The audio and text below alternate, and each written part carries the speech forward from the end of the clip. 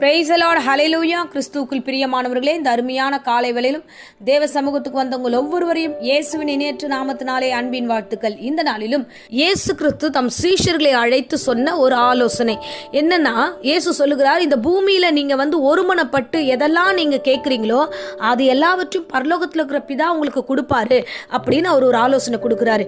இன்னைக்கு இந்த வார்த்தை ரொம்ப முக்கியமான வார்த்தை. ஏன்னா நம்ம எல்லாரும் ஒன்றாய் சேர்ந்து இந்த உபவாச ஜெபத்தை நம்ம ஜெபிக்க போகிறோம். நமக்குள்ள ரெண்டு பேருக்குள்ள ஒருமனப்பாடு இல்லை அப்படின்னா கண்டிப்பா நம்ம எதையும் பெற்றுக்கொள்ள முடியாது. ஆகையால இந்த ஆலோசனை கர்த்தர் நமக்கு தருகிறார். நான் வேத வசனத்துக்கு நேராக உங்களோட கவனத்தை திருப்பினேன். மத்தேயு 18:19 விதமாக சொல்லுகிறது, உங்களில் 2 பேர் தாங்கள் வேண்டிக் கொள்ள போகிற எந்த காரியத்தை குறித்தாகிலும் பூமியிலே ஒருமனப்பட்டிருந்தால் பரலோகத்தில் இருக்கிற என் பிதாவினால் அது அவர்களுக்கு உண்டாகும் என்று இந்த வழியில சொல்லுகிறது வசனம். ஹல்லேலூயா.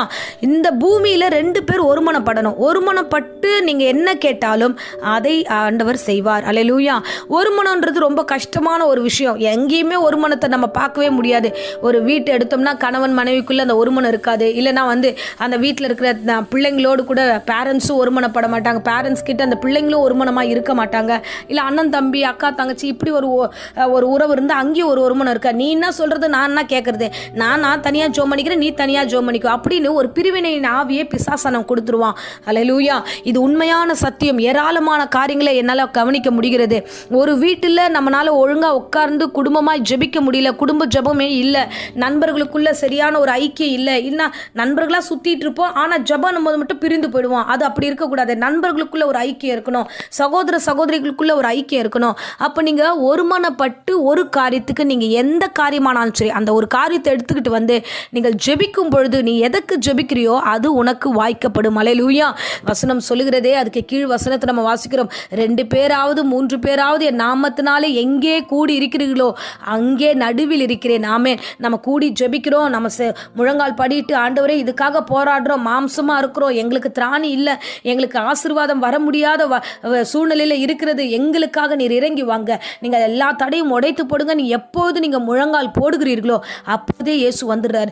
என்னமோ தெரியல, என் பிள்ளைங்க எல்லாம் முட்டி போட்டு ஜெபிக்கிறாங்க, என்னமோ தெரியல, என் பிள்ளைங்க எல்லாம் கண்ணீரோடு அழுகிறாங்க, என்ன சத்தம், அது என்ன சத்தம், பூமியில் ஏதோ சத்தம் கேட்குதேன்னு ஆண்டவர் இறங்கி பார்ப்பார். ஹல்லேலூயா. ஹல்லேலூயா. கர்த்தர் நல்லவர். பாருங்க, ஆகார் தன் பிள்ளையோடு போயிட்டு இருக்கும்போது வனாந்திரத்தில் அந்த பிள்ளை சாகிறத பார்க்க முடியாம அவ போய் கண்ணீரோடு அழுகிறா.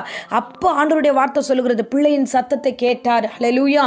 அந்த வசனம் விதமாய் சொல்லுகிறது, பிள்ளையின் சத்தத்தை பரலோகத்துக்கு எட்டி இருக்குதுன்னா பாருங்க, பூமியில் அழுகிறது, அந்த பிள்ளையோட சத்தம் பரலோகத்தில் எட்டி ஆண்டவர் இந்த வேளையில பேசுகிறார். பிள்ளையின் சத்தத்தை கேட்கப்பட்டது. நீங்க எந்த சத்தத்துக்காக அழுது கொண்டிருக்கிறீங்களோ, எந்த பிரச்சனைக்காக அழுது கொண்டிருக்கீங்களோ, எதுக்காக சத்தம் போட்டு ஆண்டவரே இறங்கும் இறங்கும் என்று புலம்பிக் கொண்டிருக்கிறீர்களோ, 2 பேர் வனாந்தத்தில் போகும்பொழுதே ஆண்டவர் அந்த சத்தத்தை கேட்டாரே. நீங்கள் வீட்டில் முழங்கால் படியிட்டு 2 பேர் ஒரு காரியத்துக்காக ஜெபிக்கும் போது நிச்சயமாய் கர்த்தர் உங்களுக்காக இறங்கி வருவார்.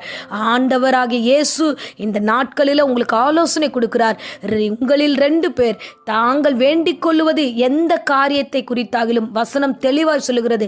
இந்த காரியத்துக்கு அந்த காரியத்துக்குன்னு பர்டிகுலரா ஆண்டவர் சொல்லல. எந்த காரியமானாலும் சரி, நீ முன்னாடி கொண்டு வாமா, நீ கொண்டு வா, நீ கொண்டு வா, நீ கொண்டு வந்தீனா நான் உனக்காக செய்வேன் என்று கர்த்தர் விரும்புகிறார். ஆமென். நம்ம ஜெபிப்போம். கண்டிப்பா ஆண்டவர் ஒரு மனத்தின் ஆவி நமக்குள்ள கட்டளையிடுவார். நானும் ஜெபத்தில் இருக்கிறேன். உங்களுடைய விண்ணப்பங்களை எனக்கு தெரியப்படுத்துங்க. நானும் நீங்களும் சேர்ந்து ஜெபிக்கும் போது ஒரு பெரிய எழுப்புதலை இந்த சென்னையில உருவாக்க முடியும். கர்த்தர் பெரிய தேசத்தில் ஒரு பெரிய ஆசீர்வாதத்தை கர்த்தர் கட்டளையிடுவார். உங்கள் தேவைகளையும் கர்த்தர் சந்திப்பார். ஆமென். ஹல்லேலூயா. இப்பொழுதும் உங்களுக்காக அடியேன் ஜெபிக்கிறேன். அன்பு ரட்சகா, அந்த அருமையான தருணத்துக்காய் ஸ்தோத்திரம். இந்த பிரசங்கத்தை கேட்கிற யாரானாலும் சரி ராஜா, ஆண்டவரே அப்பா, ஒருமனப்பட்டு இந்த உபவாச ஜெபத்தில் எங்களோடு கூட கலந்து வரும்பொழுது ஆண்டவரே ஒரு மனதோடு அவர்கள் என்னெல்லாம் விண்ணப்பம் பயிக்கிறார்களோ அதற்கெல்லாம் சேர்ந்து ஜெபிக்கும் போது நிச்சயமாய் பதில் தருவீர். அது மாத்திரமில்லை, இந்த வேளையில ஆண்டவரே வீடுகளில் ஆண்டவரே அப்பா, ஒரு கணவன் மனைவியாகட்டும், நண்பர்களாகட்டும், ஆண்டவரே சகோதர சகோதரிகளாகட்டும், ஒரு தீர்மானம் எடுத்து ஜெபிக்கிற அந்த தீர்மான ஜெபத்தை ஆசீர்வதிப்பீராக. 100 பலனை கொடுங்க, வழி நடத்துங்க. இந்த ஜெபத்துக்கு தடைகளை உண்டு பண்ணுகிற சாத்தானை இயேசுவின் நாமத்தில் சபித்து கட்டுகிறேன். இன்றைய வாக்கின்படியே ஆண்டவரே தடைகளை ஆண்டவரே உடை தெரிகிற உங்களுக்கு முன்பதாக கடந்து செல்லுகிறார் என்றதுபடியே எங்களுக்கு முன்பதாக செல்லும். ஒவ்வொரு பிள்ளைகளுடைய வாழ்க்கையில பெரிய அற்புதங்களை காண செய்யும், அதிசயங்களை காண செய்யும். தொடர்ந்து வழி நடத்தும். வியாதியோடு, பலவீனத்தோடு, பயத்தோடு, தேவையில்லாத டிப்ரெஷன்ல இருக்கிற ஒவ்வொரு ஆத்துமாவையும் நீர் வேலி அடைப்பீராக. பலவீனத்தை உண்டு பண்ணுகிற சாத்தானை நிர்மூலமாக்குவீராக. தொடர்ந்து காத்துக்கொள்வீராக. இயேசுவின் நாமத்திலே ஜெபிக்கிறேன் ஜீவனுள்ள நல்ல பிதாவே. Amen. Amen. Praise the lord. God bless you.